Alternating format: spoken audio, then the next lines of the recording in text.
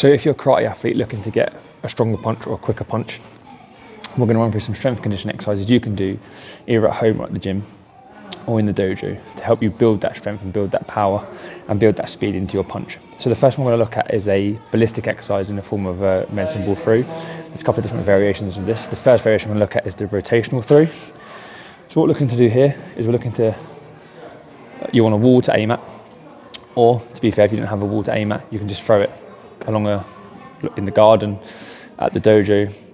As long as you've got some space to throw the ball into, so you can throw it nice and hard, maximal intent, then you're good to go. But for now, we'll use the wall. What we're going to do is we're going to stand side onto the wall with our feet parallel forward and in a quarter squat position. So we call this our ready position. So think about if you're going to move sideways, if you're going to catch a ball or something, this is our best position we want to be standing from. So we don't want to be too low. We obviously don't want to be too high either. So we want to lower that center into the floor. Nice quarter squat position. And then what we're going to do from here, we're going to use we're going to use a slam ball. We're going to bring our arms around. We're going to rotate the torso. So using our hips. And then what we're going to do is we're going to spin and drive. So we're going to turn and drive into the wall. As we throw, we're going to create a little bit of torque around the knee. And from there, we're going to rotate and throw. So you see here with the slam ball, the ball drops to the floor, so we can take our time. We create a bit of tension in this back hip. And then from there, we fire into the wall. If we want to make it a little bit more reactive, we can use a med ball, so it won't drop to the floor. What we'll do here, same action. So we rotate, create some torque in the knee, some tension into the hip. We can then drive through. So think of when we're doing our punches, we want to create that tension to drive from our hip. So we create that same spring, that same coil. This one then comes back, so we can make it a little bit more reactive, throw and catch into that position. The second one we can do is a little bit more of a reactive exercise as well, or a little bit more of a power exercise. The second exercise we can look at doing is a med ball chest throw. So again, can be done the same way, either against the wall or just into space. Just make sure you've got enough space that you can make a sort of a 100% throw. So from here, we'll use the slam ball again, so we don't get any reactiveness to start with. So from here, again, starting in your quarter squat position. So you're using the floor to generate power. You're going to create a triple extension of the knee and the hip and ankle. As you fire into the floor, so we create a power down into the floor. So again, think of our punch, we're creating power into the floor. Same thing from here, we throw from the chest, our elbows are down, and we throw. So again, we're mimicking that pushing action of a punch. So from here, into the wall, and then if you want to make it a little bit more reactive, we can use our med ball. So from here, same action applies. We triple extend the ankle, knee and hip, pushing into the ground to create power into the floor. And we can create more reactive force that way.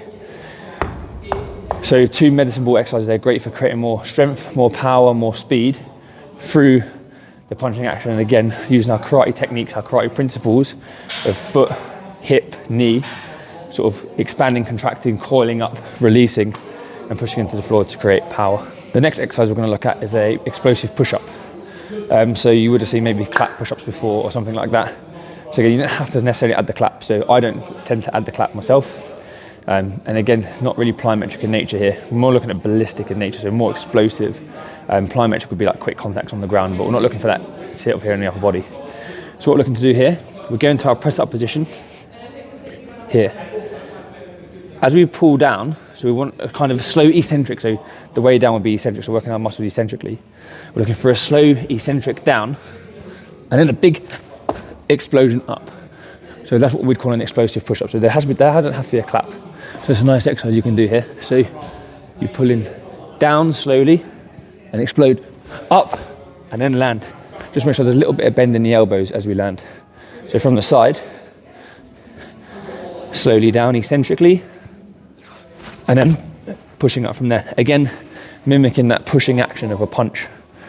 Working on the chest musculature, the arm musculature, and the shoulder musculature, creating that whip. So when we punch, we want that whip of the shoulder, that snap in the shoulder, something that we can create really easily with an explosive push-up from that angle. So the next exercise we're going to look at is a Palloff press. So this is a core exercise, and it's an anti-rotation exercise. Now, with anti-rotation, even though we've looked at rotational exercise with the med ball throws, with anti-rotation exercise, what it does really works on our ability to not rotate against the resistance. So the band's going to look to pull us in. So we're really working our side musculature here, our obliques, to really hold them in. The stronger we can get our obliques, science has proven actually the more rotational power this can give us. So what we're looking to do here is actually anti-rotation exercise. So what we do is we start with a band, for this instance around the rack. You can tie it to any kind of anchor point that you need. We start with a little bit of stretch on the band. So what we don't want is this band too slack here. Equally, we don't want it too tight where we then can't move the band. So we want to start with a little bit of tension on the band. We want it in our zip line. From here, what we're looking to do is we're looking to push the band forward with a slight hold at the end. So you see here, the band is really working hard to try and pull me this way. What I'm trying to do here, like I said, is squeeze my obliques.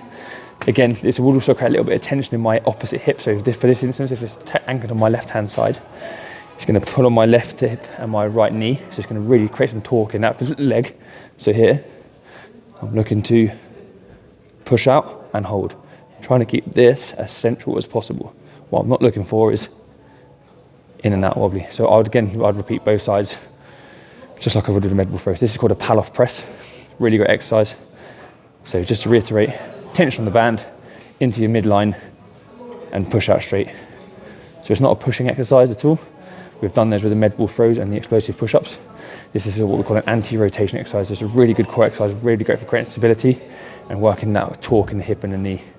So if we're looking for that punch in, that torque that we're looking for here in the hip and the knee to explode from here or explode from here, that is where we can create real good torque and real good stability with a pal-off press. So the last exercise we can look at is a similar variation to a pal-off press. We call it a pal-off rotation. So using the band still, and what we do is this is a little bit more explosive than the med ball throws because you've got a little bit more tension in the band already. So obviously when we're holding the ball and ready to throw, yes, it's wetting the ball, but there's nothing like resisting us against the ball. With this, we've got the resistance of the band already locked in. So what we're looking for is a little bit more of an explosive action. Again, creating that torque in the hip and the knee, looking to whip that round. And what we're looking to do here, start a little bit of slack in this band, but not too much. So a little bit slack here, but as soon as we start to pull it, that's tight. So what we're looking for here is an explosive whip round into our rotation. So again, arms are further away from us this time. So with the medicine ball, hands are quite close, arms are quite close to our body. So here we want to create that. We really want to use our arms. We don't want to be using the shoulder to pull here. What you want to be doing is using our hip rotation to create power. If you want to make it more reactive, you can do multiples, double them up, triple them up. But for here, for now, we'll do singles. So again, pal-off rotation. So you want it around sort of chest, hip height, the anchor point. Arms soft, not completely locked out straight, but not too close into your body. We don't want to be too small here. So nice out. Keep this shoulder locked in tight. We don't want to, it's not a pulling action. It's not this with our shoulder. So bit of torque in the hip, bit of torque in the knee here. We're going to rotate it round and create that power there. Create that power there. Create that power there. So there are some 5 exercises that can help with power for your punches, using hip rotation, hip torque, knee torque, generating power, speed for your punches. Don't forget to follow FG Personal Training on social media and on YouTube for more karate related strength and conditioning videos coming soon.